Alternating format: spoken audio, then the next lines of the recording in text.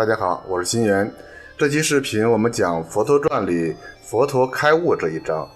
电视剧跟看书还真不一样，看电视剧感觉就像看个热闹，尤其是佛陀开悟这段，电视剧是不好表达佛陀内心境界的，只是看到画面上悉达多的头顶放光，表示成佛了。其实哪有这么简单啊？还是带领大家看看传记里面的精彩描述吧。毕波罗树下，隐士乔达摩把甚深的定力集中在深入观察自己的身体，他看见每个细胞都像是出生、存在和死亡这永无止息的川流里的一滴水，他无法在身体中找到任何一物是永恒不变和有独立个体的。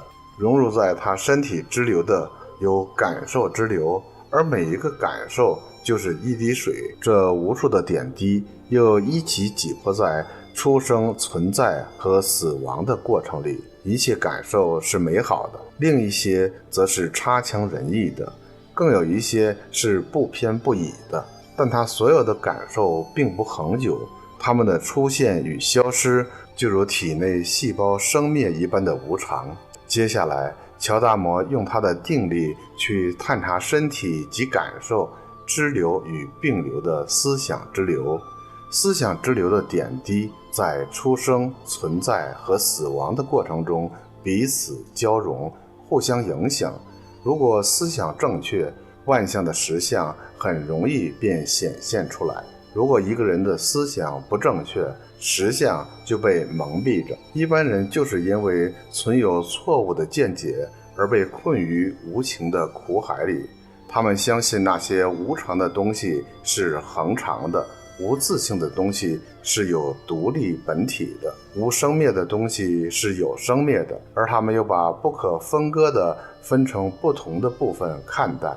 乔达摩把他的洞察力照射到所有产生痛苦的精神状态上，恐惧、愤怒、憎恨、傲慢、嫉妒、贪欲和无明。他细心专注的觉察力像烈日般的燃烧着，而他就用此觉察之光去照亮所有负面精神状态的本体。他见到他们全都是因无明而升起，他们是正念的相反，他们是黑暗光明的缺乏。他体悟到解脱之窍门是要破除无明，深入实相之中去直接体验亲证。悉达多过去曾尽量寻求摆脱恐惧、嗔怒和贪欲的方法，但这些方法都只是试图压抑或感受情绪，而没有真实的效果。现在悉达多明白他们的起因都是由于无明，因此一旦从无明中解脱出来，所有的精神障碍便会自动消失，一如影子在太阳出生之前的不翼而飞。悉达多这些深入的体悟都是他修禅定的果实。他微笑着抬头仰望一片倚在蔚蓝天空的毕波罗树叶，他那摇曳的尾巴就像在呼唤着他似的。深深地望着树叶，他很清楚见到太阳和星星存在其中。没有太阳，没有光和暖，树叶无法生存的。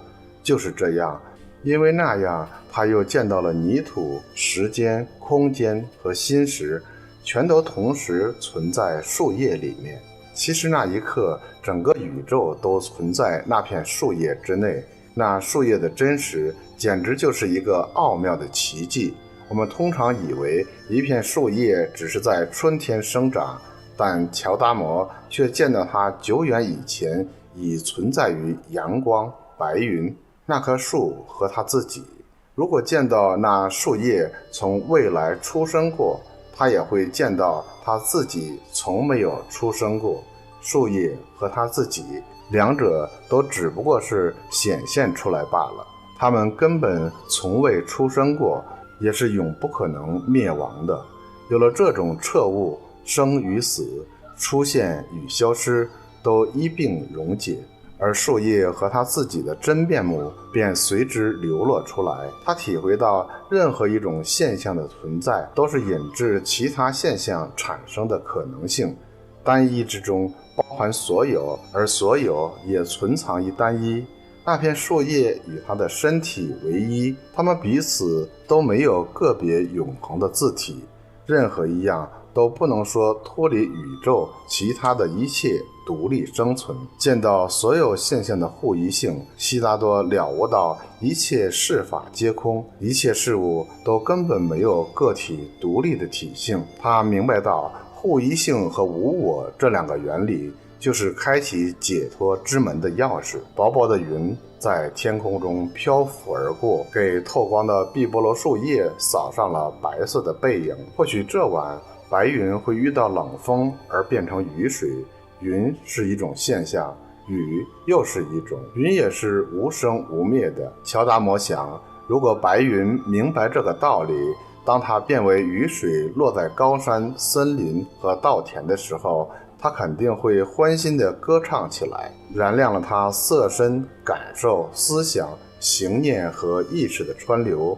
悉达多现在明白无常与无我就是生命的必须条件，没有无常和无我，任何事物都没有办法生长和发展。就如一粒米，如果不是无常和无我，它就不会生长成稻；如果云不是无常无我，它就不会变成雨水。如果不是无常性和无自性，一个小孩就不会长大成人。因此他想接受生命，就是去接受无常无我。痛苦的根源正是来自于有常和有分别个体的妄见。体悟到这个道理，就能明白一切皆无生无死，无起无灭，无一无多，无内无外，无大无小，无垢无净。有常有我的观念都是思想上所产生的虚假分别，只要洞悉一切事物的空性，所有精神上的障碍都可以超越，因而从痛苦的巨轮中解脱出来。从一个晚上到下一个，乔达摩坐在碧波罗树下禅坐着，让觉察之光照耀到他的身心以及整个宇宙。他的5个同伴一早已离弃了他，他现在的同修就是树林、河流、雀鸟和住在树上泥土里的千万虫蚁。这棵巨大的碧波罗树是他修行上的兄弟，每当他坐下来禅修时，在天边出现晚星，也是他的同修兄弟。他往往禅坐直至深夜，村里的儿童通常都是中午之后来探望他的。一天，善生为他带来一些蜜糖乳粥，而富西底带来的则是一满壁的仙草。富西底离开去带水牛回家之后，乔达摩被一种很深切的感觉抓住，而这感觉就是他会在当晚大彻大悟，证得大道。就在前一夜，他已做了一些异梦，在其中一个，他看见自己深躺着，两膝紧贴着喜马拉雅山，右手触摸到东海的岸，左手触摸到西海的岸，双脚则放在南海的岸上。在另一个梦里，他的旗下生出一朵大如车轮的莲花，一直上升，直至最高的云霄。在第3个梦里，无数不同颜色的雀鸟从4面8方向他飞来，这些梦境都似是给他预告他即将证得伟大的觉悟。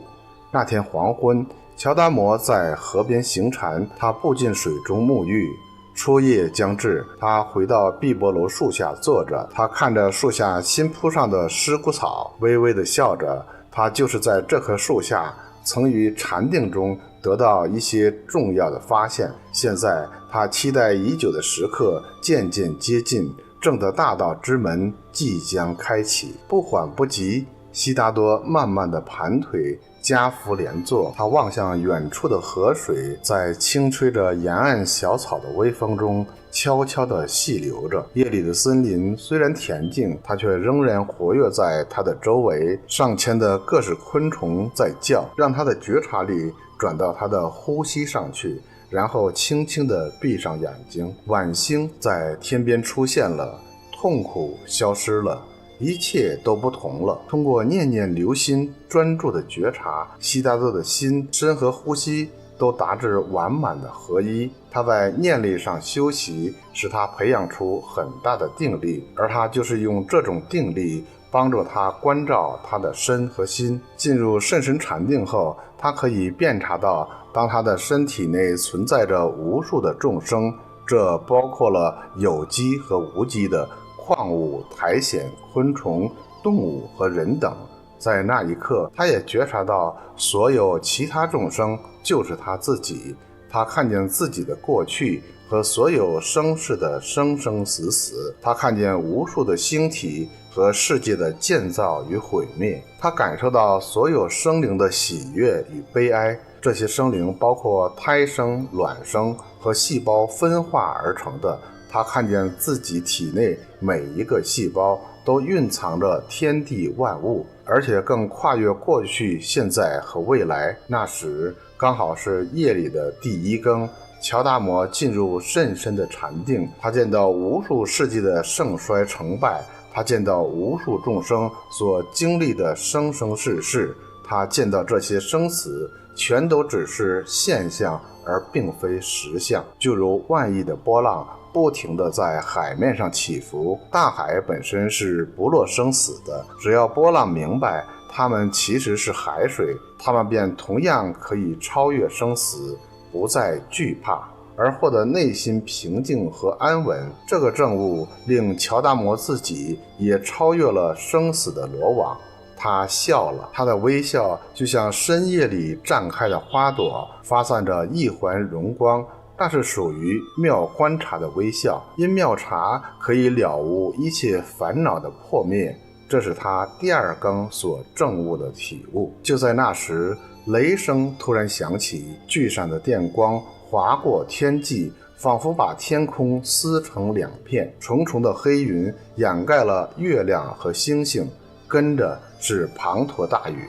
乔达摩湿透了，但丝毫没有移动，他继续禅定，完全没有动摇。他把觉察力照到他的心上去，他见到众生因为不明白他们实与万物同体而陷于苦恼，这种无明产生了无限的悲忧。无明是贪欲、愤怒、傲慢、疑惑、嫉妒与恐惧的根源。当我们学会把心静下来，以看清楚事实真相，我们便可以对一切达到全面的了解，因而将苦恼接受化为爱心。乔达摩现在体悟到，了解和爱心原是一体，没有了解就不可能有爱心。每个人的处境都是他的肉体、精神和社会状况的结晶。我们明白了这一点，便连一个最残忍的人也不会憎恨，我们只会希望尽力帮助他改善他的肉体、精神和社会状况。了解了这一切，会令我们产生慈悲与爱心，进而导致正确的行为。要去施爱，首先就要去了解明了，因此了解明了就是解脱之要。要得到清楚明白的了解，我们就必须在生活中留心关注，在当下的每一刻去直接体验生命，以能洞察自身内外正在发生的一切。锻炼念念留心体察，可以使我们看到一切事物的核心，而使其无所遁形。这就是念力的宝库，它能够领导我们达到解脱和彻悟。生命的燃亮有赖正确的见解、正确的思维、正确的语言、正确的行为、正确的工作、正确的精勤、正确的念头和正确的定力。悉达多称这些为正道。深入的去视察众生，悉达多能洞悉每个人的心念，无论他们身在何处，他也能听到每个人的叫喊，无论是为悲或者是为喜。他也同时证得天眼、天耳，来去无碍的神通。现在已是三更将过，而雷电都已歇止了，云层也卷了起来，明月和星星重现天际。乔达摩感到把他监禁了千百世牢狱突然破开了。无明就是把他监禁的狱室，一向以来他的心被无明所蔽，就像星月被暴风中的黑云掩盖一般。因为不停地被妄想的浪潮障蔽着，心识便错误地将实相分成主客、自他、存亡、生死等相对意识。从这些分别心又再生起望见、感受、爱欲、执取和生有之牢狱。生老病死的痛苦只是再把牢狱的围墙加厚，唯一的办法就是捉拿祸首御史，看清他的真实面目，而祸首就是无明。只要把它解决了，牢狱便自然解体，永不会再重建起来。乔达摩笑了，对自己鱼鱼细语：囚禁我的御史啊，我此刻看见你，你把我关在生死牢狱已有多少生世，我现在已把你看得清楚透彻。从这一刻开始，你不可以再在我的周围建起牢狱了。抬头望去，悉达多看见星辰在天边出现，像一颗巨钻在熠熠生辉。不知多少次他曾在碧波罗树下见过这颗星辰，但这个早上就像是他第一次见到星辰一般，它的灿烂光辉有如彻悟的欢欣笑容。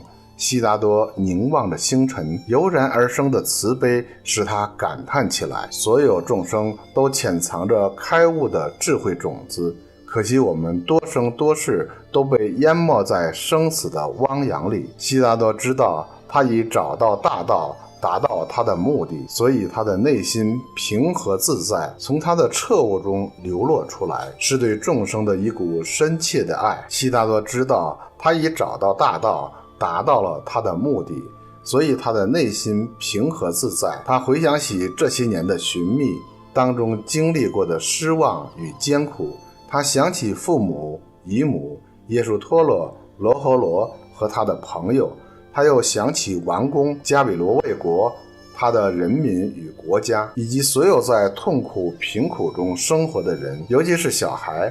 他对自己承诺要把他的发现与大众分享，以使他们从痛苦中解脱出来。从他的彻悟中流落出来的是对众生的一股深切的爱。在河边的草丛上，颜色鲜艳的小花朵在清晨的阳光里盛开，太阳光在树叶和水面上蹦蹦跳跳，他的苦痛全消，一切生命的奥妙都显露无遗，每样事物都变得出奇的新鲜。那蓝天与白云是何等美妙啊！他觉得自己和整个宇宙都是新创的。就在这时，富西底出现了，看见这个年少的牧童向他跑来，悉达多笑了。富西底突然停了下来，嘴张得大大的，正视着悉达多。悉达多叫道：富西底！这孩童醒过来，回应道：导师。富西底合起掌来鞠躬，他向前行了几步之后，又在惊奇地凝视着悉达多，对自己的表现有点不好意思。他半停半说道：导师，您今天很不同啊。悉达多意识他行近一些，把富西底拥抱在臂内。悉达多说：我今天怎么不同？望着悉达多，富西底答道：很难说啊，您就是不同，您好像一颗星星。悉达多摸摸小孩的头说：是吗？我还像什么？你看上去很似一朵刚开放的莲花，还有像迦耶山顶的月光。悉达多望着富西底的眼里说：怎么了，富西底？你是个诗人啊，现在告诉我，今天你为什么这么早？还有你的水牛在哪里？富西底解释说，他今天不用看顾水牛，因全部水牛都下田去了，只剩下乳牛在牛棚里。他今天的工作只是收割些仙草。昨夜他和弟妹们都被雷声惊醒，豪雨从破屋盖倾倒而下，把他们的床全都弄湿了。他们从未见过这样凶猛的暴雨，因此也担心在森林中的悉达多。他们几个蹲在一起，直到风雨过后才再次入睡。天一亮，富西底跑到牛棚，拿着镰刀和单杆，便前来森林看看悉达多是否无恙。悉达多执着富西底的手：今天是我一生以来最快乐的一天，如果可以的话，下午带着所有的小朋友到碧波楼树下见我吧，别忘记带你的弟妹啊。不过现在你先去割些尸骨草回去喂水牛。富西底开心地边行边跳地离去，而悉达多已开始在阳光普照的河岸上踏着他缓慢的每一步。这期佛陀传的故事就分享到这里，我们下期再见。